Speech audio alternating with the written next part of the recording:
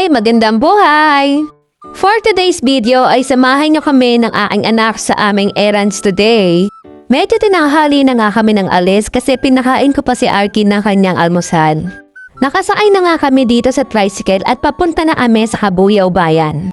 At habang binabaybay namin ang kahabaan ng daang marinig ay bigla namang bumuhos ang ulan. Hindi naman ganong kalakas, sakto lang. Pinadiretso ko na nga si Kuyang driver dito sa may munisipyo dahil for today's video ay dito kami pupunta ni Arkin. Magwi-withdraw nga ako ng aking babayad sa ating mga obligasyon sa buhay. At habang pumipindot ako, ang batang ito ay pumipindot din ng kanya dito sa gilid ko.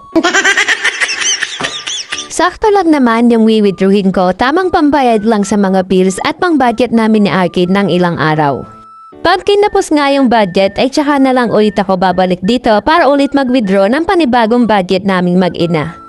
Pagkatapos ko nga mag-withdraw ay agad na rin kaming umalis ni Arkin sa bangko at nag-aabang naman kami ng jeep papunta sa Meralco.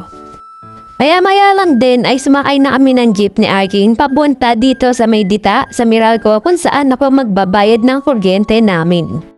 Pagpasok namin dito sa loob ay agad na din akong binigyan ni Kuya ng number at pipila na nga kami dito sa payments.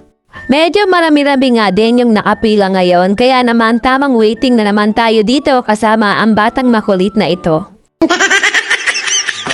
At habang nakapila nga ako ay nakakuha na nga ng kalaro si Arkin dito.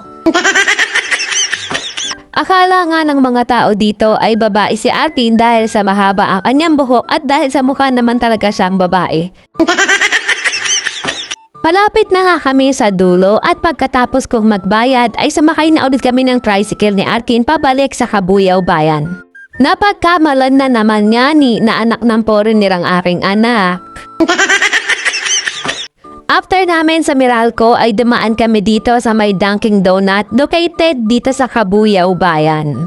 Pagpasok mo nga dito ay literal na amoy kape. Yung alam mo yung aroma ng kape na ang bango-bango, parang ang sarap-sarap magkape. Pagkatapos ay sasalubungin ka pa nitong napakarami at napagkasarap-sarap na mga donuts.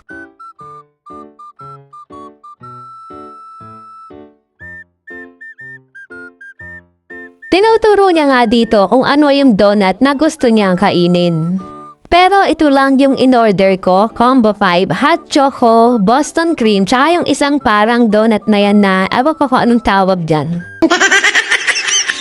Bagong open lang kasi itong branch na to, kaya gusto ko lang siyang itry ba. Dito ito located sa may Ersol, Kabuyaw Bayan sa tapat ng Rizal mismo. Maganda rin yung ambience dito, tamang-tama lang yung lugar, hindi siya maliit, hindi siya malaki, sakto lang. Wag lang matatambayan ng mga estudyante ay swak na swak dito magkape. Meron kasing school malapit dito at sure naman ako na minsan talagang hindi maiwasan na yung mga estudyante ay magsisipagtambayan dito. So far, so good at nag-enjoy naman kaming dalawa ng aking anak dito. Habang kumakain nga kami dito ni Arkin ay marami na ding nagsidatingan na iba pang customer na akain din dito sa Dunkin' Donuts. Marami pa namang mga bakanting table na pwede nilang pagpwestohan. Siguro kapag may time ay babalik ulit kami dalawa ni Arkin dito, mga sa ibang araw siguro. Pagkatapos nga namin kumain ay agad na rin kaming umalis ni Arkin pamunta sa terminal ng tricycle at eto na nga pauwi na nga kaming dalawa. Mukha na ngang sabukot ang bata kaya naman hanggang dito na lang ulit ang aking video. Thank you sa inyong panonood. Ingat kayo palagi. Bye-bye!